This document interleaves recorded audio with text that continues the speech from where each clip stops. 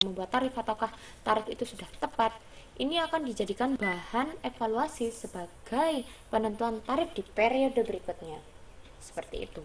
Jadi saya ulangi lagi, di awal periode kita harus membuat tarif, sedangkan di akhir periode kita harus mengevaluasi apakah tarif kita sudah sesuai, apakah terlalu tinggi ataukah terlalu rendah. Ketika terlalu tinggi berarti kita harus menurunkan tarif kita, ketika terlalu rendah berarti kita harus menaikkan tarif kita. Dan evaluasi ini akan digunakan sebagai dasar penentuan tarif di periode berikutnya. Bisa dipahami kan maksud saya? Dan selama di rentang waktu dari awal hingga akhir periode, disinilah kita akan mengaplikasikan tarif yang sudah kita tentukan di awal periode. Jadi sekali lagi, di awal periode kita membuat tarif, kemudian kita aplikasikan di sepanjang periode, dan di akhir periode kita membuat suatu evaluasi apakah tarif kita yang sudah kita tentukan di awal periode tersebut terlalu tinggi ataukah terlalu rendah. Dan hasil dari evaluasi tersebut akan digunakan oleh perusahaan sebagai dasar penentuan tarif periode berikutnya. Seperti itu. Di sini saya punya satu buah quote yang menggambarkan tentang gambar atau time frame ini. Di sini mengatakan bahwa tarif ditetapkan di awal periode. Kemudian di sepanjang periode tarif tersebut diaplikasikan, dan di akhir periode dilakukan perhitungan overhead pabrik dibebankan total dan aktual total. Kita melakukan evaluasi di akhir periode seperti itu. Nah, di sini kita akan mempelajari lebih lanjut tentang bagaimana cara menentukan tarif itu. Nggak boleh sembarangan. Kita nggak boleh langsung membuat tarif overheadnya 1.000, 5.000. Nggak boleh. Tentu ada hal-hal yang harus kita perhatikan. Ada step-step yang harus kita lalui ketika kita mau membuat tarif. Nah, tapi sebelum kita menentukan tarif, ada baiknya kita pahami dulu tentang tingkat aktivitas estimasian. Estimasian itu adalah perkiraan. Jadi di sini dengan kata lain kita akan mempelajari tingkat aktivitas perkiraan atau perkiraan aktivitasnya seperti apa di sebuah pabrik. Terdapat beberapa jenis kapasitas. Di sini ada 1, 2, 3, 4, 5. Ada 5 jenis kapasitas. Yang pertama kapasitas teoritis atau ideal.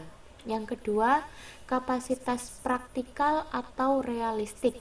Yang ketiga, kapasitas normal atau jangka panjang. Yang keempat, kapasitas aktual ekspektasian atau jangka pendek. Dan yang terakhir, kapasitas menganggur dan berlebih. Kita bahas satu-satu. Di sini juga saya kasih contohnya tentang masing-masing ini. Jadi untuk kapasitas teoritis atau kapasitas ideal bisa dikatakan juga sebagai kapasitas full, kapasitas yang jelas hayalan, tidak mungkin terjadi. Kapasitas 100% di sini. Kapasitas teoritis 100%. Jelas nggak mungkin, pabrik nggak mungkin menjalankan 100%.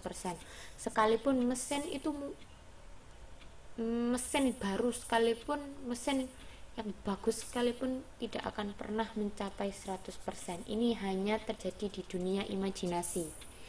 Karena nggak mungkin mesin itu bisa nggak ada matinya, nggak ada masa dimana dia rusak, itu sangat tidak mungkin.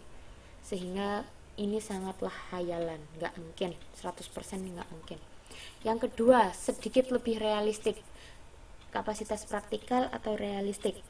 Di sini kita melihat bahwa kapasitas itu ada 85%,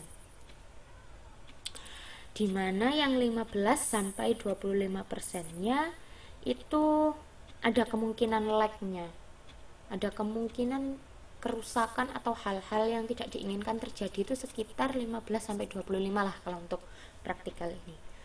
Kemudian kalau aktual ekspektasian itu semacam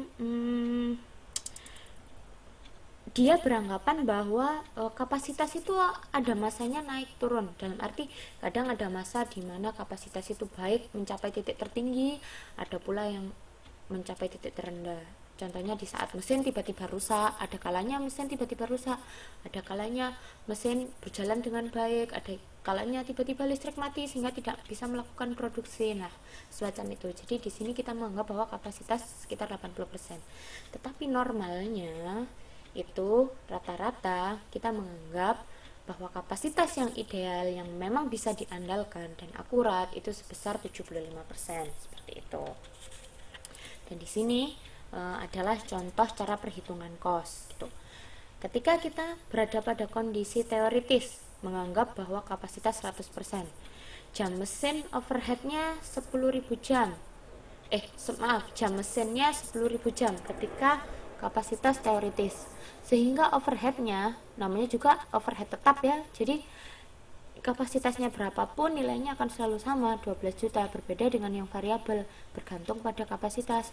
Ketika kapasitasnya 100% 8 juta, ketika 85% 6,8 juta, 80% 64 juta, dan ketika 75% 6 juta. Sehingga di sini kita bisa tahu total overheadnya berapa, di sini kita bisa tahu masing-masing, dan kemudian tarif overhead tetap per jamnya. Caranya ya ini 12 juta dibagi 10.000 jam dapatlah segini, 12 juta dibagi 8.500 jam dapatnya segini, dan seterusnya. Begitu juga dengan yang variabel, untuk bisa mendapatkan 800 kita caranya 8 juta dibagi 10.000, dan untuk dapat yang 800 ini caranya 6.800.000 ini dibagi 8.500 dan seterusnya, seperti itu.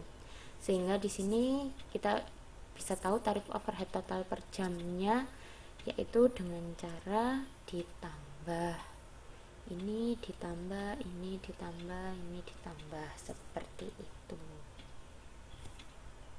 Oke.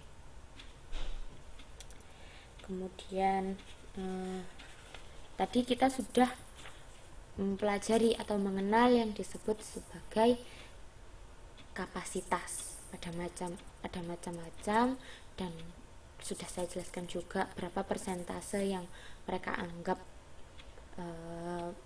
merepresentasikan lah kapasitas teoritis, praktikal, aktual, ekspektasi, dan normal. Kemudian lanjut kita tentang cara menghitung tarif. Ada satu rumus pokok besar dalam menentukan tarif overhead pabrik, yaitu caranya overhead pabrik teranggarkan dibagi basis tingkat aktivitas estimasian. Aduh, di sini bahasanya terlalu puitis ya. Mudahnya, cara menghitung tarif overhead pabrik adalah total cost overhead. Jadi, overhead pabrik teranggarkan ini nama lainnya atau kata lainnya adalah total cost overhead. Jadi semua total overhead itu berapa dibagi dengan basis tingkat aktivitas estimasian. Nah, basis tingkat aktivitas estimasian ini ada banyak. Nih di sini ada beberapa. Di sisi kanan. Basis tingkat aktivitas estimasian ada banyak nih di sisi kanan. Ini sudah saya tuliskan. Akan saya jelaskan nanti satu persatu. Tapi sebelum saya membahas satu persatu tentang basis ini, kita lihat dulu yang di sisi kiri di sini. Nah, di sisi kiri ini kita membahas tentang intinya bahwa dalam menentukan basis itu kita harus tepat. Penentuan basis harus tepat. Kita tidak boleh salah menentukan basis. Kan di sini terdapat 1, 2, 3, 4, 5, 6. Ada 6 jenis basis. Nah, satu perusahaan atau suatu pabrik itu tidak boleh asal tiba-tiba oke, aku basisnya pakai kos bahan baku atau oke, aku pakai basis jam kerja langsung nggak bisa seenaknya memilih. Harus disesuaikan dengan karakteristik pabriknya. Jadi kita dalam menentukan basis, kita harus benar-benar tepat menentukan basis yang kita gunakan. Tidak boleh asal menggunakan basis seperti itu. Nah, hal-hal yang harus dipertimbangkan ketika kita akan menentukan basis apa saja? Yang di sini ada 4. Yang pertama, harus secara realistik terkait dengan overhead pabrik yang terjadi. Jadi harus sesuai dengan karakteristik pabriknya.